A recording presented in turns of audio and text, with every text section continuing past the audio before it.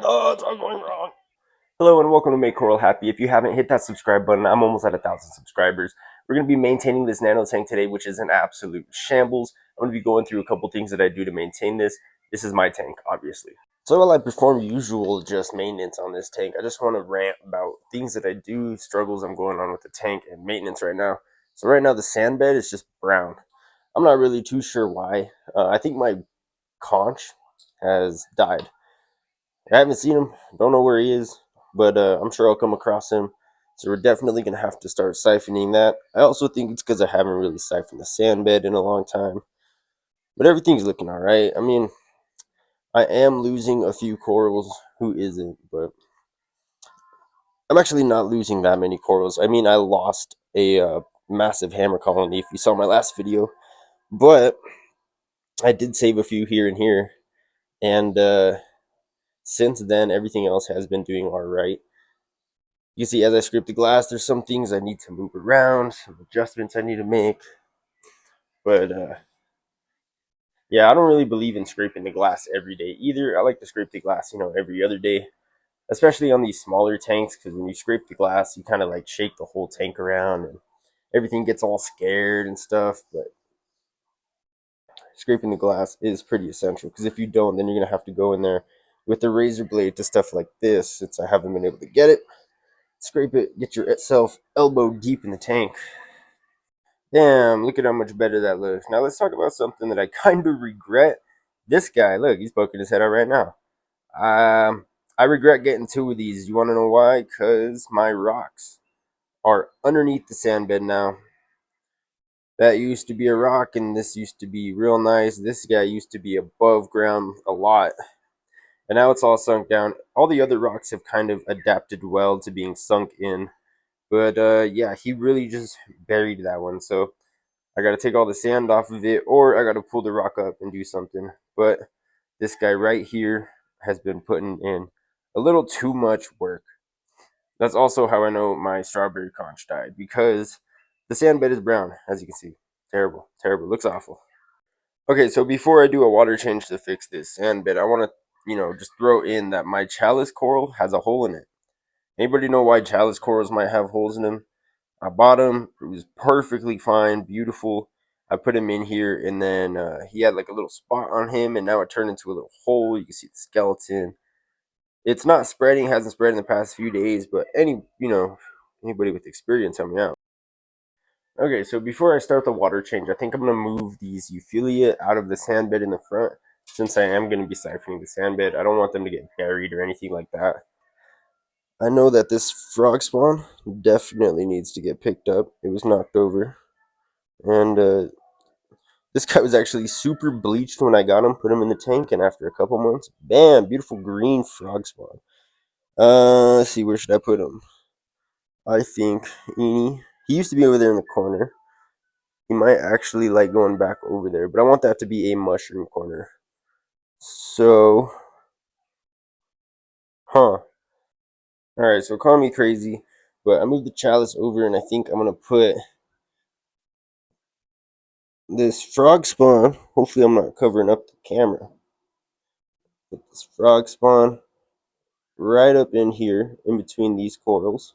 Kind of just like that. I don't know how long that'll hold, but we'll see. And then, let's see, this guy, he's on a plug. Okay. I didn't know he was on a plug. And then I'm going to glue this guy. Ooh, sorry. I'm going to glue this guy in the back. Or like this. Looks real pretty like that. Alright, so hopefully when all these open up, it should have an even better garden effect. But now I forgot that I have this guy I need to move. I'm going to move him to the other side of the tank. You'll see him later in the video. Alright, so now that everything is all moved around, we're just going to do a little water change, siphon out the entire sand bed. So we're just going to go in with the siphon, and I like to just take it, pinch it, take it as deep into the sand bed as you can, and just kind of play with it until you get all of that grime and muck and all that stuff out. And then just make sure you don't knock over any corals. If you knock them over, it's fine. Just do not bury them. They don't do well with burying. Uh, so let's talk about siphoning a deep sand bed. Should you siphon a deep sand bed?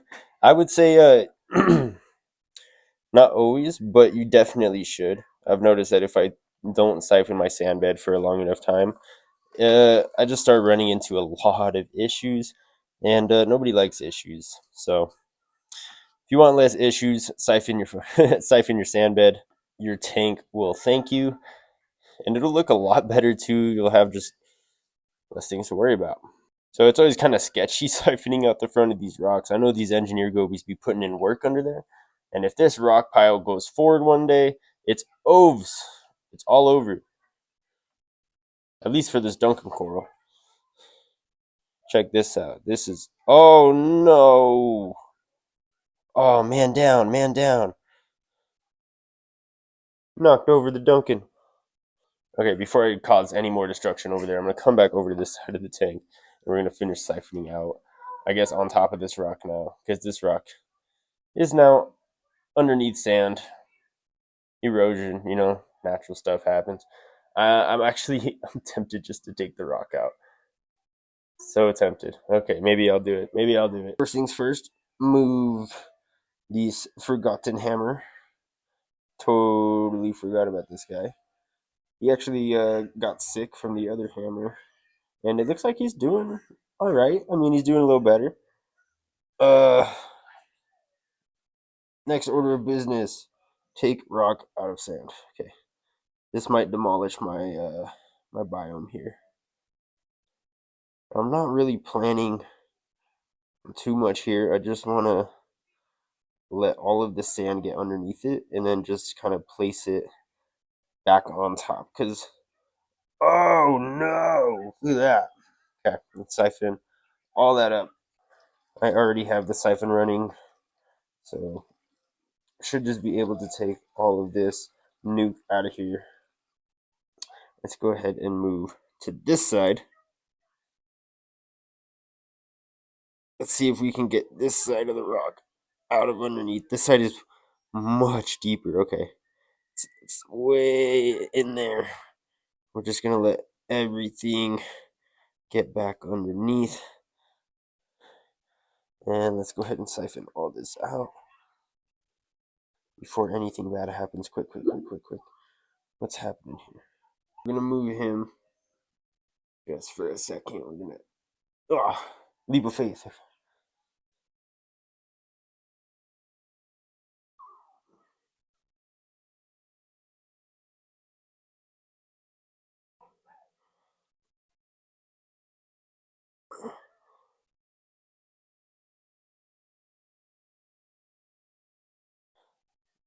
Oh, look at that mess I just made. Just twist it back to the way I desire it, just like so. Maybe a little further from the wall. What was that? Oh no. Oh, okay. Thought I was fucking demolishing coral over here.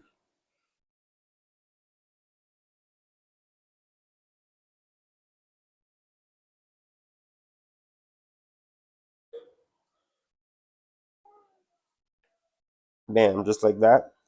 And then you're like, but that looks like shit, right? Watch, watch. I have a plan.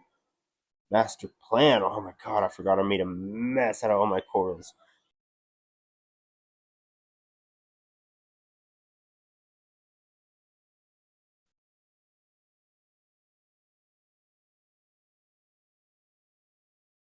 Okay, I absolutely do not recommend doing this, but I think it's gonna work out for my needs.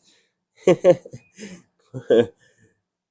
think that people might get a little upset in the comments about me interrupting my biome in the way that I'm doing, but at the end of the day, I really wanted my rock back, guys. You don't understand. Fuck, I spilled it.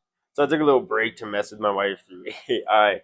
But I raised this rock, and I'm slowly going to get all of that sand off of it. But the tank looks much better like this than it did with that all the way in the sand. So I'm going to go ahead and get the water back in.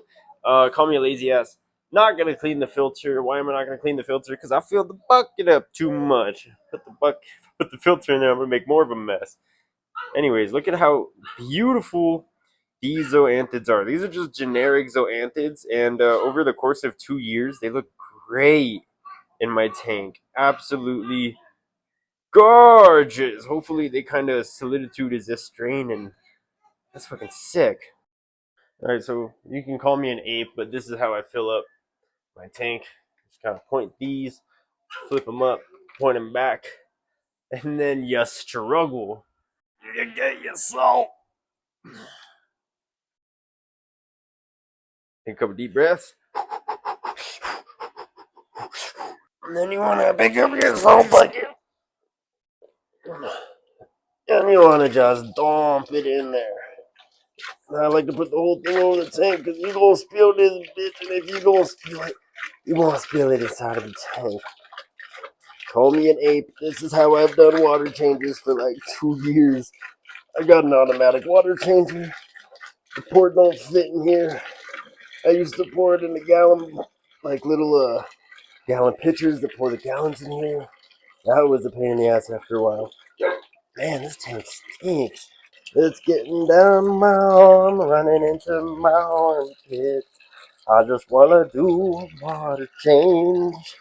When is my life gonna change? Oh, it's so tired. Wanna go? Let's go. Didn't even have to put the jog down once, am I right? Or if you're gonna do this, or if you do something like this, just your reminder not to put any of the weight onto the tank. You really want to make sure to keep it all above the tank, no matter how much it burns. All right, then we're just gonna flip this back down, give everything the lights, and let that be light. And boom, this is what the tank looks like now. It's gonna look a lot better like tomorrow or even in a day or two. I did kind of notice that drop the temperature of the tank a little bit. Hopefully nothing struggles too much. Usually anything that struggles with the tank, and then if you do a temp drop like that, it's just going to struggle even more. Totally forgot about this coral. He's doing good. I got to move him to a little better spot, but hopefully all of this stuff works out. Let's go ahead and move on to the frag tank. So the frag tank is currently a entirely different beast. I'm trying to keep this glass clean. It's a pain in the ass. I'm trying to keep these corals clean. It's a pain in the ass. Trying to get them to grow. Freaking awesome.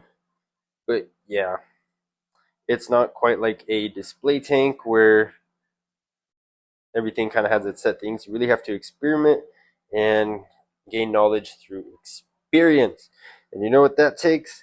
It takes time. It takes a lot of time. Too much time on my steak. Oh, my mushrooms. Shit. Good thing about frag tank though is I don't have to get my hand wet like at all. Let's go ahead and get this glass clean.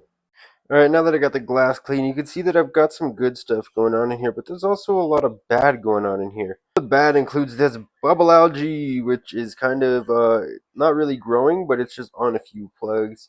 It's doing a lot better in this tank than it is in the other tank. The second problem is filamentous algae. Believe it or not, this tank is actually way better than it was not that long ago. Maybe like a week ago, 2 weeks ago. It looked like this thick, bubbly slime all over everything. Wow, look at those zoas. And how did I get rid of it? Well, I ended up using Pristine. Been using Pristine, Seachem Pristine. I'm a huge believer in Seachem products, and I'm not sponsored. Seachem, I would love to be sponsored though. And after a few days of using that product, it really has cleared up 90% of the algae. You can see there's still a little bit on top of these racks, but it's not nearly as bad as it used to be, and it's really thinned out compared to the way it was. So I'm a believer in that product, and I've never really been a believer in any kind of these products before, but this is the only one that I will use, and it helps rhinos. I ended up letting my anemone out of the box. I was feeling bad, just putting him in the box didn't really feel right. And he's a different kind of nem. He's special. I got him from Reef Stock, Denver, and the clownfish was getting really sad without him too. But these nems over here, They don't get a pass. They get to stay in the box forever. They walk around really fast. There's the zoas in here. You can see they're looking great, and I'm getting a lot of coloration from them. I mean, check out a few of these zoas. These are blueberry fields that are actually blue. You have some hornets that are right in the glare. Look at those, almost looking like strat zoas. You have these orange oxides that are very orange. You have an awesome bounce mushroom. These guys that were brown, now they're green. You got these Pandoras back here, magicians, mine, Fruit Loops, more blueberry fields back there where you can't see because of the flow. You have a couple things going on in here. But anyways, I need some more tips on this tank, guys. What do I do to keep things more stable? I'm dosing, but the same products that I'm using in my display tank maybe aren't working so good in this tank. What do you guys dose if you have a frag tank? I might just switch to all for reef. I'm not really too sure, but just let me know. And boom, just like that, that is how I maintain my nano reef. You can see the before and you can see the after. Of course, things got moved around. I'm getting a little tight on the garden over here. I'm putting a bunch of various things over here. This guy's straight out now. I dropped just about every coral I could while doing this, but hey, now this rock is above the sand bed and it looks great. Throughout the week, I'll periodically just go and I'll do a blast of this sand off every day or so. I move this guy to the front. Once he puffs up, he'll look good again. Still have a hole in the chalice, not too sure what to do about that, but overall, the tank is looking great. If you enjoyed this video and you want to see more like it, go ahead and subscribe. I'm almost at 1,000 subscribers, and I honestly am so thankful for every single one of you guys. You guys motivate me every single day to do this kind of stuff and to make these corals even happier. And it seems like everything is doing pretty well, even after like 10 minutes. So I would say that's successful. That's how I maintain my nano reef. I hope you guys all have a great one and all of your tank issues subside. Peace.